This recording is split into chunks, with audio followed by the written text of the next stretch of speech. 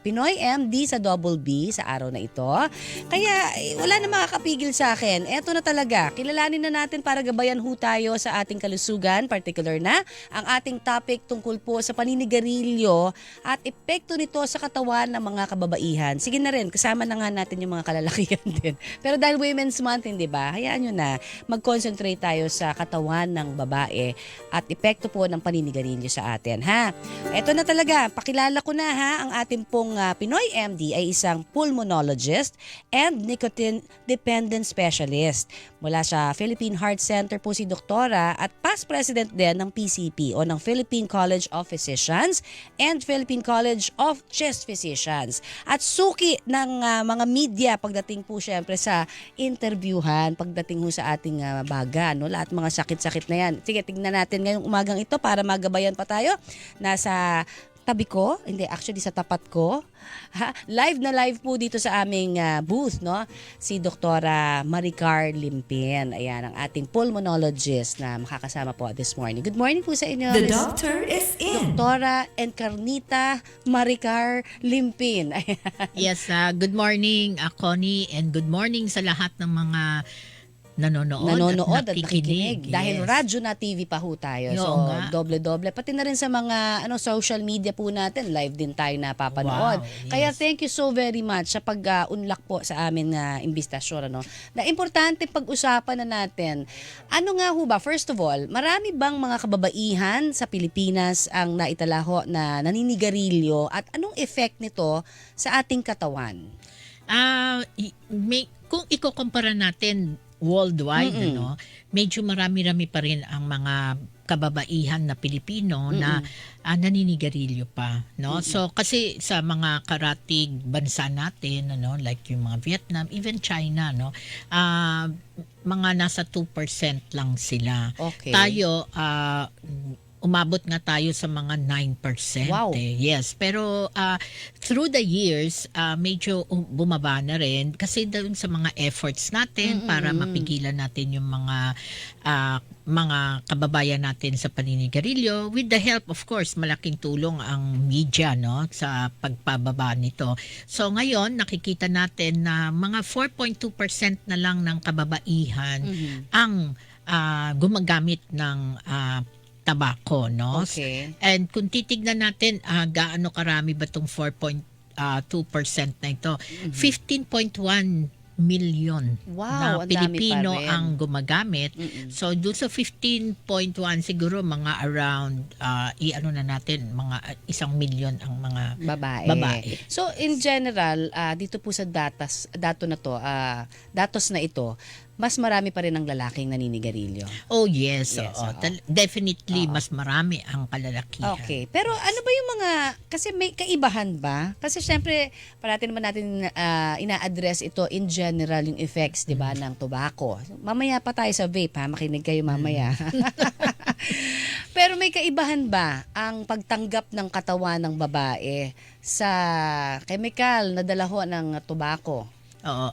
Nicotine o mga ano pa? Since doon sa sigarilyo, sa tabako, no, mga tobacco products, yung mga chemical na naroroon, nakikita natin mahigit 7,000. Wow, ang dami pala. Yes. Oo. Mga mahigit 40 ang nagkokos ng cancer. Okay. Okay, so yung mga chemical na yan, hindi naman yan mag-identify babae ba to, Oo naman, lalaki oo. ba to. Oo. So ang epekto niya pare-parehas. Okay. So kung ano ang pagkasira sa kalalakihan, ganun din ang pagkasira na idudulot sa kababaihan. Okay. At syempre, no, alam natin, especially ngayong nakikita natin yung mga taon na ito, no, ang number one na cause of death natin still remains to be puso, atake sa puso. Aha. And marami kaming nakikita na kababaihan na pag nakita mo, inatake sila,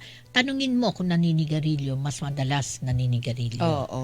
So, Okay. malaking factor. Yes, sa- malaking factor sa sa mga pagkakaroon ng atake sa puso. Sakit sa Even puso. sa stroke, no? Mm-mm. Even stroke, yung paninigarilyo. Bakit? Kasi pinapaigting niya yung Lumalapot. pagdeposito Oh. ng mga yung taba, yung kinakain natin mga taba-taba doon sa mga blood vessels na siyang nagsusupply ng dugo sa iba't ibang parte ng katawan.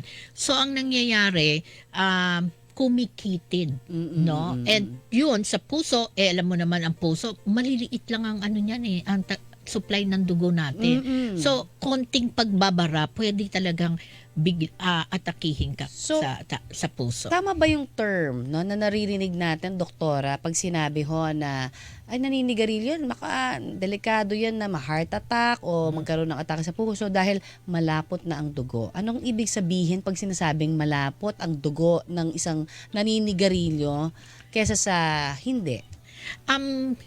Hindi necessarily dahil lumapot ang dugo. Kung hindi, yung dinadaluyan ng dugo, kumikipot. Kumikipot. Ayun. Yes. At yun, nababarahan.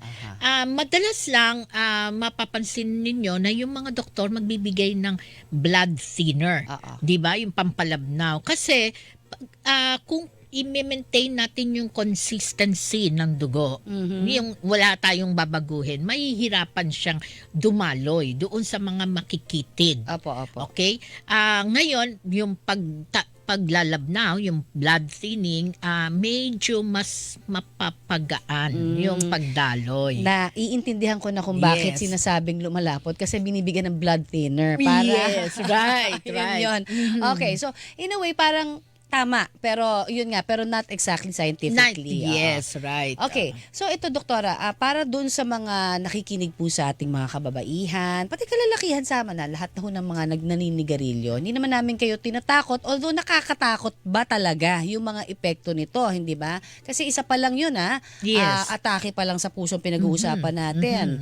Ano pa ang mga nakikita natin na may evidence, no? Na pagka ikaw ay naninigarilyo, talagang po pwede kang magkasakit ng mga iba pang sakit na babanggitin po ninyo. Cancer. Yes. Iba-ibang cancer yan. Yes. Madalas, ang nasa isip lang ng mga tao, no, pag pinag-usapan natin cancer dahil sa paninigarilyo, baga. Lungs. Yes. Pero ang hindi alam, ang cancer, pwede ka magkaroon ng cancer sa iba't ibang parte ng katawan. Kasi remember, no, lahat ng mga chemicals at kasama nga dito yung mahigit 40 na nagkokos ng cancer, na-absorb natin yan. Yes. No? Once hinit mo, ma-absorb yan, and pupunta yan sa iba't ibang parte ng katawan natin. Hindi natin mapipigilan yung pagpunta. So that is the reason kung bakit marami sa mga kababayan natin na naninigarilyo, magkakaroon ng cancer sa lapay, magkakaroon ng cancer sa bibig, cancer sa lalamunan, cancer sa lapay, pancreas, no? Cancer sa bladder, pantog, no? And cancer sa prostate, no? Which Pati we yun. see also sa mga kalalakihan. And then, isa pang maaaring hindi less common na alam ng mga tao, no? Yung pagkabaog. Yes, both yung lalaki at yung babae pwedeng maging sterile. Bakit? Yung kalalakihan, 'di ba yung sperm cell nila nagkakaroon ng change, no? Nasisira yung abilidad nilang makapag-swim. Opo. So, hihina. At saka yung taga-swim nila, yung buntot, no, para mas mabilis sila na makarating, ma-reach nila yung egg ng babae, medyo lumiliit o nagkakaroon ng dysfunction. Okay. Sa babae naman, nasisira din yung abilidad niya na mag-produce, yes. Ng eggs naman. Hindi naman yun egg, kung hindi yung abilidad na ma-fertilize. Ma-fertilize. Yes. Okay. So, ang daming negatibo. Wala akong narinig na positive, no? Meron bang kahit isa man lang health benefit ang paninigarilyo, doktora? Yan, para malinaw, ha? Yes. Unfortunately, yan nga yung sinasabi namin palagi. Ang paninigarilyo walang buti na naidudulot sa atin. So, ang tanong, bakit ba siya unang-una nasa merkado kung wala pa lang? Kasi gusto lang natin malaman, ha? Kasi, syempre kayo ho, na kumakampanya kayo, 'di ba, para against this. But of course, merong nagbebenta pa rin eh. Hindi naman siya bawal eh. No? So parang iniisip nung iba, habang nasa merkado yan, pwede yan. Mm-mm. Well, unang-una kasi dala yan ng mga Espanyol. Ay, sorry Nung naman po. dumating sila dito sa atin, no? yung as early as that dala nila. And at that time, hindi naman alam ng mga tao pa kung ano ang epekto ng Maybe not sigarilyo. as Hindi we know it katulad now. na- Oo. I know, even before. Meron na rin. Hindi nila alam. Okay. Walang alam. So everybody worldwide walang alam ano ba itong ano na ito. So basta ang nararamdaman nila, they feel good. Okay. Oo, kasi nga yung addiction, Oo, no? oo. So syempre katulad ng isang mga kahit droga, 'di ba? Pag nag-take ka niyan, parang ang sarap ng pakiramdam. So yung feeling na yan yung nagpe-perpetuate. That is the one that is perpetuating yung behavior ng I see. paninigarilyo. So may addictive factor Yes. din siya pala, no? Yes, right. Okay. Oo. So yung mga sigarilyo ngayon, syempre mas alam na natin, 'di ba, yung masamang effects niyan. Pero ito pupuntahan ko na yung mas relatively bagong bisyo, no? Yes. Yung vaping. Mhm. Kasi may mga nagtatanong sa atin, actually ganito ang mga statement, hindi pala tanong, sinasabi ho nila sa akin, halimbawa, hindi naman, nagsisigarilyo ka ba ang tanong ko? Hindi po, nagve-vape lang. May kaibahan ba yon, doktora? Yan ngayon ang mga pinapaliwanag namin sa ating ating kababayan, lalong-lalo na ang kabataan. Kasi marami sa mga kabataan ngayon ang talagang makikita mo nagve-vape, no? Mga millennials, Gen Z, lahat halos. Yes, oo. right. Oo. Mga 14% sa kanila ang nagve-vape. Okay. Ikumpara mo sa 2% lang sa mga medyo may edad. Aray ko. Yung Yes. mga edad. So, at pag sinabi ko, Connie, na yung bata, that is yung edad na 13 to 15. Gen Z na yan. 13 to 15 years of age. Okay. Gen Z. Alpha, may alpha. pa. May Yes, alpha pa, alpha, Gen Z, yan. Sila yung Millennial. mga... Okay, Alpha, Gen Z, Millennial. Sila yung marami. Mas marami Na sa nagve-vape. kanila. Oo. Nagve-vape. Yes. Okay. Pero ang pinakamarami talaga doon sa alpha. Sa Alpha, mas bata. Yes. Ay, Diyos ko doon. Right. Oo. And ang ganda kasi ngayon ng mga vape, no? May itsurang parang Laruan. fruity at saka laruan. Yung Parang laruan. Oo. At ngayon, meron pa nga yung flavors. may mga iba-ibang flavors. 15,000 ang flavors na available. Grabe. Name oo. it. Nandyan. Meron sila. Oo. Yes. So, And it's very accessible, yes, no? very accessible. At ina-explain nga namin sa mga kabataan na ang pag-vape Opo. parehas lang ang harm na maidudulot sa kanila tulad ng paninigarilyo. So, wala rin itong kahit ni isang kusing na kahit meron pang nag-a-advertise, may vitamin C, may vitamin D, wala yon. Wala. Hindi ba? Grabe. Kaya nga nakakalin lang, no, na isipin kasi ang akala ng iba, pag hindi ka na nagtotobako, yung regular na dating sigarilyo ng Yes, right. 'di ba, na dinala ng mga Espanyol, sabi nyo nga, okay ka na kung nagve-vape ka lang. So hindi ho yun totoo. Hindi totoo. In fact, Mas may harm ba? In fact, Connie, sa aming mga pulmonologists, kasi kami yung pag may mga ang reklamo ng pasyente, ng tao ay ubo at saka nahirapan huminga. So madalas sa amin pumupunta. Okay. No? And doon sa mga lalo na kung kabataan, medyo bata-bata, yapis, pati yung mga yapis, early 30s, no? Mga millennials Lagi yan. namin tinatanong, Naninigarilyo. naninigarilyo ka ba? Sasabihin nila hindi. What about vaping? Pag sinabi namin yung vape, Yun nga. yun. And true enough, no, ang napapansin namin, yung pag-vape nila kahit 1 taon lang, 2 taon lang na nagve-vape, nagkokos na ng problema sa kanila. Ano ho ang usual na nakikita natin na problema sa vaping? Ang pinaka number 1 na dahilan ng pagpunta nila ay yung matagalan na pag-ubo. Prolonged. Yes, oo. matagalan na pag-ubo na medyo mahirap talaga. Di ba meron tinatawag na smoker's cough? Iba pa Yes. ho ba yun? Dun sa pag sinabi natin na vape naman ang kanila hong tinitira, parang may iba pa ba? Yun, basically, yun yung hindi ko masabi kasi smokers, di ba? Pero Yes, oo. it's basically the same, the smoker's cough. Pero masigit pa sa smoker's cough eh. Kasi sa smoker's cough, pwedeng sa umaga pagkagising, tapos ganon. maglalabas ka ng plema. Ito talagang ubo. Ah, Mas maubo kesa doon sa smoker's cough. And then, the other na palaging complaint ay yung madaling hingalin, nahihirapan huminga. okay. And ang nakikita lang namin na risk factor ay ang pag-vape. Okay, so ito again, hindi ho natin pinag-uusapan para manakot. Pero nakakatakot pakinggan dahil Yes. totoo. Meron naman itong scientific basis. Kaya paulit-ulit ko hong sinasabi na ito ho ay edukasyon, no? Para malaman natin kasi may informed choice ka, 'di ba? Parang Yes. ganyan.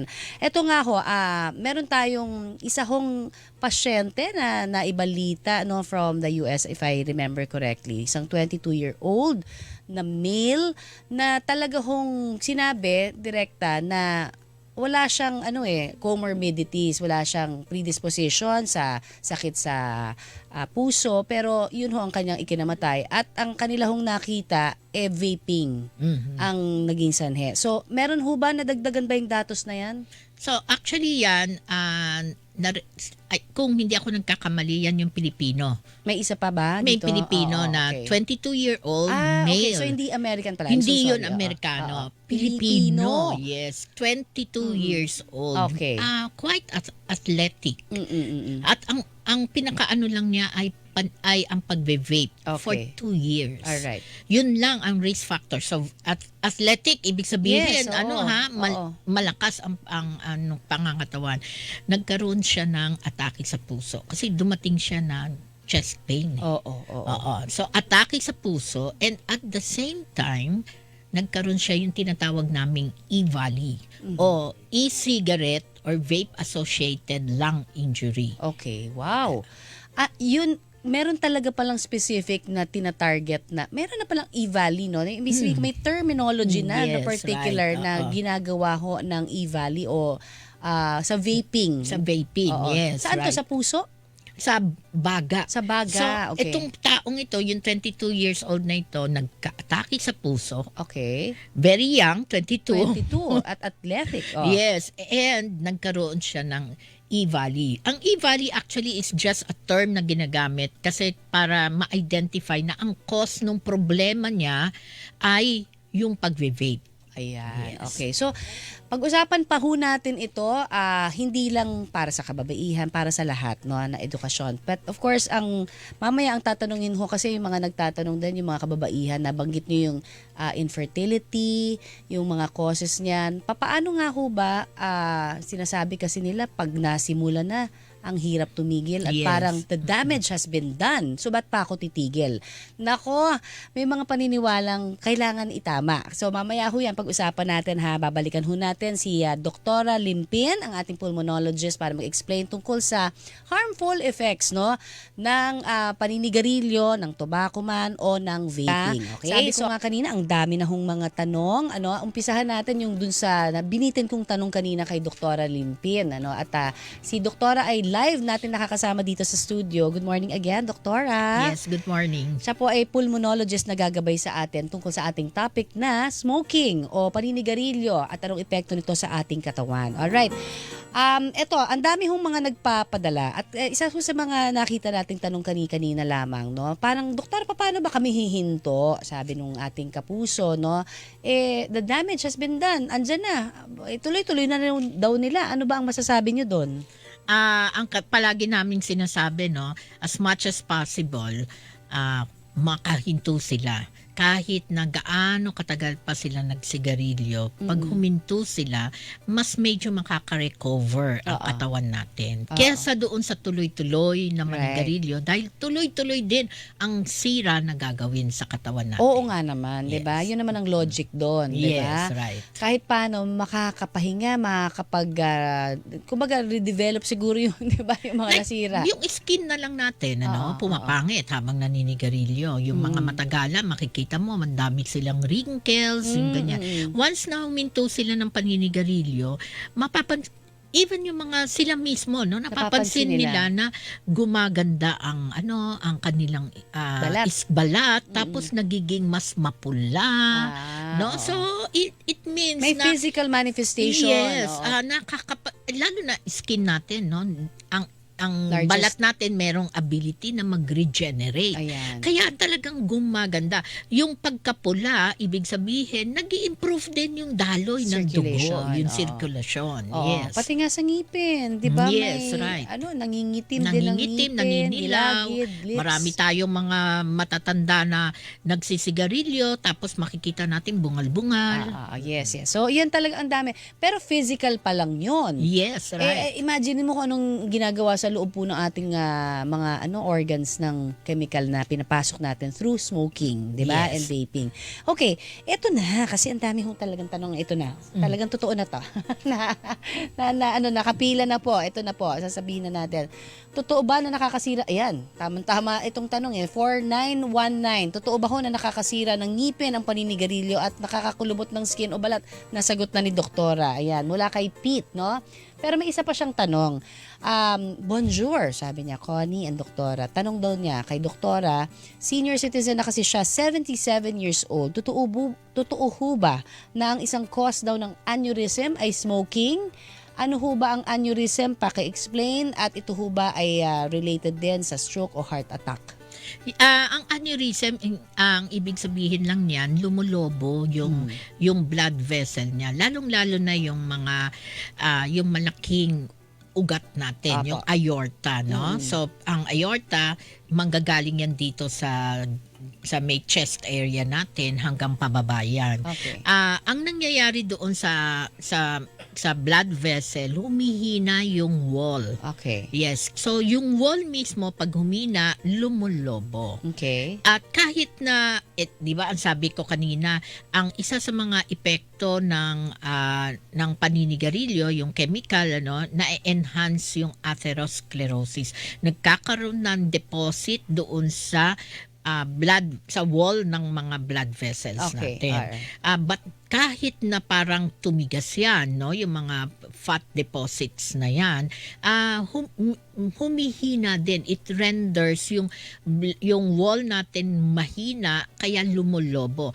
Pag lumobo yan, di ba, katulad ng lobo, pag habang lumalaki ng lumalaki, numinipis ng numinipis. Okay. So, Pwedeng pwedeng pumutok. Pag pumutok, malaki ang blood vessel na yan. Bigla, bagsak ang blood pressure, mamamatay ka. Ayan, talaga hong napakadelikado, no? Yes, right. So, marami tayong kaakibat na sakit, nabanggit ho kanina ni doktora tungkol dito sa mga chemical na ini-inhale natin through smoking, or vaping. Pero ito naman, tanong po ni LLE, on 8821. Mami Connie, magandang biyanan to be. Vitamin C and full cream milk ang panlinis ng lungs, pantanggal daw ng nicotine at pampaluwag ng airways ng lungs ay egg yolk pa rin. Sarap daw kahit fried egg, sunny side up sa pandesal sa umaga. Totoo ba yan, doktora? Ayan, kailangan nating itama kung may mali. Well, ang vitamin C maganda in the sense na vitamin siya, kailangan natin siya para medyo mas malakas ang ating pangangatawan. Hindi lamang actually baga, but the whole body itself, But kahit na magkaroon tayo ng enough na vitamins, pero kung palaging binubugbog natin ang katawan natin ng mga usok ng mga chemicals galing diyan sa usok ng paninigarilyo at saka ng vape, then isipin mo yung binubugbog ka kahit siguro Opo. kahit siguro mag-inom ka ng mag-inom ng isang katutak na vitamins, it will not be enough. Magsasuffer ka pa rin, masisira pa rin yung pangangatawan mo to the point na mamamatay ka. Ayan. Yes. Naku, nakakabahala talaga. Ito naman, mula kay Yugo ng Malate. Siya naman, mukhang leaning siya towards the study daw ng peer-reviewed paper na nagsasabi na okay lang, mas ligtas daw ang vaping kesa smoking, no? Ang sabi niya nga, baka mas safer pa nga ang ang vaping, no? Base doon sa peer-reviewed paper na 'yan. Mukhang hindi niya nagugustuhan at nakikita na lehitimo na meron talaga masamang epekto ang vaping. Parang alam ko yung sinasabi niya na so-called peer-reviewed paper that is from the Public Health England, no? Na kung saan ang nag-review ng mga pag-aaral ay mga 12 sila, pero dalawa doon ay coming from affiliated sa industry ng vaping, tobacco and vaping industry, Okay, no? okay. So how can you accept yung ganong klase? And then actually naglagay sila ng number 95% daw less harmful. But nung tinatanong sila, paano ninyo nasabing 95%? Hindi nga nila ma-explain eh. No? So actually wala kasi silang data na pwedeng ipakita na talagang less harmful. To start with, walang data na magpapakitang less harmful. So far ngayon, ang nakikita, unti-unting lumalabas lahat ng mga Okay. pag-aaral. Ang vaping ay equally harmful sa smoking. Alright. Okay, malinaw po yan. Ito naman mula kay 7746. Pansin daw niya na sa vape, wala daw sawa sila, no? Di gaya ng sigarilyo, one stick lang. Mula kay Oliver ng Bacoor. Ang vaping ba mas mataas ang addiction nito kumpara mo sa smoking o pareho lang? Depende yan doon sa nicotine concentration na doon sa pods na present, no, doon sa binili nila. Meron kasing 3% ang nicotine concentration, may 5%, meron din, may iba-iba. 6%, Okay, no? oo. But ang 3% nicotine concentration, ang ibig lang sabihin nun, meron siyang 30 milligrams ng nicotine per ml. Okay. So, ang taas, no? Mataas pa rin. Yes, mataas yon. So, ibig sabihin, sa isang hit-hit, ang taas ng nicotine content na kanyang nilalanghap. And nicotine ang nagpapa-addict sa I see. kanila. Okay. Kaya talagang mas medyo malakas ang addiction na Okay. nakikita namin. And in fact, sa mga taong gustong huminto, either manigarilyo o ng vape, pag nagve-vape sila, mas mahirap ang paghinto. Tama-tama. Kasi nasagot nyo na yung tanong ng isa nating kapuso. Ang sinasabi niya, mas mahirap daw huminto pag vape kesa sigarilyo. So, totoo yun. Yes, yun yung nakikita ko ngayon kasi I'm handling a smoking cessation program, smoking vaping cessation program.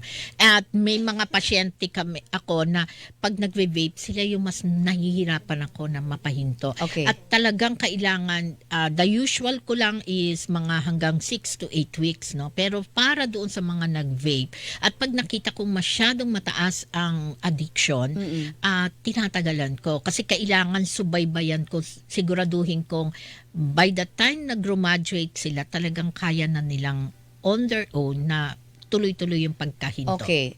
Mamaya sa ating pagbabalik, Doktora, tanungin natin yung tungkol dun sa sinasabi nilang ano bang dapat na paraan sa paghinto. No? May mga gusto naman talagang huminto, hindi lang makahinto dahil nga may addiction. Ano? Pero sabi ng iba, cold turkey is the way. Meron din mga iba hong nagni-nicotine patch. Nakakatulong ba yon? Ano ho ba ang ating gabay sa ating mga nanonood at nakikinig? Mamaya, papasagot natin yan kay Doktora Limpin. Ang ating pong oras ay 8:45 na po ng umaga. Dyan lang kayo. Sasagutin niya ni Doktora Limpin. Yes, kasama niyo pa rin po ako, Connie Season, at syempre ang ating Pinoy MD sa Double B na live natin nakasama dito po sa studio, si Doktora Limpin, ang ating pong pulmonologist. Usapang Yossi to, ha? Doktora, ito na, yung mga gustong mag-quit. Paano ba ang pinaka-effective way to quit na syempre, gusto nila wag naman sila masyadong mahirapan. Ano ho ba? Cold turkey? Yung talagang one day, hindi ka nalang maninigarilyo. Sabi nila, effective daw yon. Pero may iba naman nagsasabi hindi nila kaya. So, kailangan nila ng tulong ng nicotine patch at iba pa. Ano ho ang guidance ninyo? Well, unang-una, no, kailangan maisip ng mga kababayan natin na ang paninigarilyo ay isang addiction. Number one yun. Mhm. And then, number two, since addiction yan, then definitely kailangan nila ng tulong. May mga iba na nakakahinto, Yes, no, na on their own. Mhm. So doon sa mga ganon na klase, usually cold turkey yan. Yes. Pero doon sa talagang medyo malakas ang dependence, no, ibig sabihin naninigarilyo yan ng mga at least kalahating kaha. Wow. No? Oo. So kung kalahating kaha, mga moderate to high maaring moderate dependence, yung mga isang kaha, kadalasan high dependence na yan. Sila yung mga ngailangan ng tulong. At diyan papasok yung mga iba't ibang gamot na pwede nating ibigay, no? Meron yung patch, meron yung gum, So, meron nakakatulong yun. Yes, Mm. makakatulong sila kasi binibigyan mo sila nung nicotine pa rin. Is it also because of yung habit na may nilalagay ka sa bibig? Kaya yung iba daw, hindi sinisindihan, pero nilalagay lang. Oo, pero yun yung kailangang makat natin. Okay. Yung behavior ng paninigarilyo. Okay. Kasi habang ginagawa mo yun, then parang pinapabayaan mo lang na magtuloy-tuloy I see. Okay. yung behavior Yung na habit, gano'n. oo. So we need to put a cut, no? Pigilan natin yan, put a stop to it. So kailangan hindi yung yung action ng paninigarilyo. Ipalitan mo ng pwede yung naggagam, kaya nga may nicotine gum, no? Yes. Binibigay mo pa rin yung nicotine pero kontrolado ang pagbigay ng nicotine. I see. Okay. So, unti-unti. Yes, Parang tinatanggal mo. unti-unti. Kasi nasa bloodstream Yes. yun, hindi ba, Doktora? Yes. Okay. Alright. Sige po. May mga nagtatanong dito, aside from yung mga nabanggit niyo po, no, na pantulong, no, para Yes. matanggal nila yung kanilang addiction sa sigarilyo, meron pa ba mga bagong pag-aaral na dapat nating malaman all about smoking? Ito po ang ating segment na... Dok, anong bago? Anong bago, Dok? Kung meron man. Sa ngayon, sa paninigarilyo ay walang bago in the sense na alam na natin na talagang walang harm na walang buti na maidudulot sa atin kung hindi puro masama. Okay? Okay, So yun yung ano. Ano ang bago? Ngayon ang bago na inaano natin kasi may mga nagpupush na para makatulong daw sa paghinto ng paninigarilyo, nag-shift sila sa vaping. Okay. So, ang bago ngayon, there is no such thing as shifting, no, from smoking to vaping. Kasi hindi natin pwedeng palitan ng isang masama ang isang masama. Oo. Kailangan kasi ang ipapalit mo yung Makakabuti sa'yo. makakabuti Oo. sa'yo, Okay. right? Alright. So hindi pa pwede. Yung shifting is not quitting. No? So kailangan paabot natin yung message na yan sa mga kababayan natin. Oh, kasi marami ho talaga akala nila pag nagtanggal sila ng tobacco at nag-isig na lang sila, Yes, oo. mas okay yun. So hindi. Hindi. Pareho silang equally Parehas, bad. Okay. equally bad. Okay, eto po, may mga tanong tayong pinagsama-sama at gusto natin malaman, Doktora, kung ito ho ba ay tama o mali. Okay, sa ating segment na... Dok, totoo ba? Dok, totoo ba? Ito na. Mahirap tumigil sa paninigarilyo kaya mas safe kung mag-isig na lang o kaya mag-vape. Ilang beses na natin natanong yan. Pero ito, sige. Dok, totoo ba? Totoo, mahirap ang tumigil sa paninigarilyo but it is not impossible. Yeah, nothing is impossible. Yes, Basta right. ginusto mo. Basta ginusto mo at humingi ka ng tulong. Yes. Ang pag-vape, ang mali. Ang paraan para makahinto ka, hindi yun ang paraan. In fact, sa mga pag-aaral, yung mga nag-vape, no, para mahinto sila ng paninigarilyo, eventually went back to smoke. Ayun din. Okay. So, Doc, totoo ba nakakatanggal ng stress ang paninigarilyo eh? Doc, totoo ba? In a way, yes. Dahil epekto siya ng mga Chemicals. chemical na pagdating ng chemical, no, lalo na yung nicotine, no, na na-stimulate yung brain Serotonin, centers, oo. yung ano natin, yung mga neurotransmitters natin, yung mga ibang chemical transmitters natin sa brain, Oo. na siyang nagbibigay nung Happy feeling na feeling. masaya, Yeah. na parang nakaka-relax. Parang endorphins ba? Parang yeah, ganon? parang ganon. Na Oo. talagang hindi Happy. lang nga happy no? It's more of elation. Oh, okay, okay. O ito, Doc, totoo ba? Kapag ikaw ay may kasamang naninigarilyo sa bahay, kahit hindi ka naninigarilyo, pareho lang ang epekto sa iyong katawan. Masama rin. Doc, totoo ba? Yes, oo. Okay. Kasi yung chemical, yung 7,000 chemical na yan, nalalanghap mo rin pag the moment na ibugay yan ng nagsisigarilyo. Alright, and thank you so very much sa lahat mga nagpadala ng tanong. Pero ito, may tuloy-tuloy pa tayong mga komento. May mga tanong din dito no, mula kay Scorpio Boy. Second-hand smoke daw ay mas delikado. Napag-usapan natin. At maawa daw kayo sa amin na hindi naninigarilyo. Tanong ho niya ni Scorpio Boy, pag halimbawa, may mga e-cigarette kasi na wala namang usok, Halos walang 'di ba? usok. Halos Yes. wala.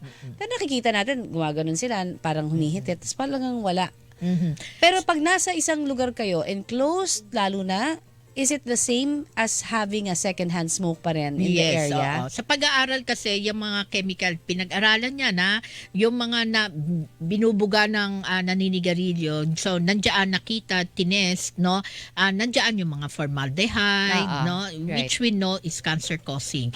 So, Yung formaldehyde yung nilalagay sa balsa mo? equivalent yan doon sa ganon, no? So, yung formaldehyde, may acetaldehyde, may toluene. Yung toluene, yun yung nakikita sa mga rugby. So, mas na-enhance yung addiction mo. So, lahat yun, nakita na it's present in the air. Doon sa binubuga nung nagve-vape o gumagamit ng e-cigarette. Ayan. Calling ha sa lahat po ng mga nag-iisig dyan. Kahit walang binubugang usok, kapag kami kasama ho kayo, nabibigay nyo yung harmful chemicals niyan sa mga kasama ninyo. Calling. Ayan. Mga kapuso, ito, gusto nating malaman syempre saan na makakapagpakonsulta daw sa inyo, doktora, at gusto nilang huminto. Yes, nasa Philippine Heart Center lang po ako.